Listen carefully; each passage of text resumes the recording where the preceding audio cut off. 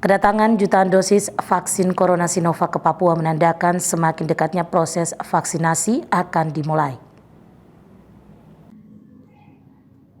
Hingga saat ini pemerintah juga sudah bekerja sama dengan beberapa produsen selain Sinovac untuk bisa memenuhi kebutuhan vaksin dalam negeri.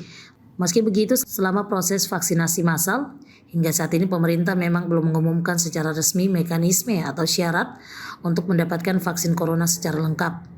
Namun mengutip dari pernyataan Dr. Aaron selaku Kabid Pencegahan dan Pengendalian Penyakit Menular Dinas Kesehatan Papua mengatakan, syarat yang harus dipatuhi antara lain berusia 18 sampai 59 tahun, tidak memiliki riwayat penyakit penyerta seperti diabetes, penyakit jantung, hipertensi, penyakit ginjal, stroke, hepatitis kronis tumor, epilepsi, penyakit autoimun, maupun penyakit kronis lainnya, tidak pernah mengalami reaksi alergi terhadap obat-obatan dan vaksin, berada dalam kondisi sehat saat hari pemberian vaksin, serta tidak sedang hamil. Kemudian dilakukan pemeriksaan pada saat pelaksanaan, itu yang membuat vaksinasi ini akan dilakukan secara hati-hati dan tidak seperti ketika kita melakukan vaksinasi kepada bayi, balita, dan anak sekolah yang selama ini kita lakukan. Jadi ini karena vaksin baru pada orang dewasa, termasuk gejala-gejala ikutan pasca imunisasi yang berat. Jika terjadi apa-apa, sampai sekarang kan belum ada laporannya. Itu juga diantisipasi betul-betul. Jadi persiapannya ini persiapan yang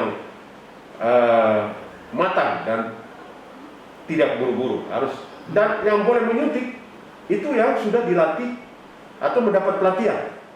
Nah, hari ini sedang berlangsung pelatihan untuk pelatih yang Papua yang hari ini ada ikut 5 orang. Dari seluruh wilayah timur yang ikut ada 33 orang, ada Maluku, Maluku Utara, Sulawesi semua, dan yang Papua yang ikut 5 orang. Berdasarkan aturan yang dilakukan pada uji klinis tahap ketiga, vaksin corona buatan Sinovac perlu disuntikan sebanyak 2 kali, dengan jarak antara suntikan pertama dan kedua adalah 14 hari.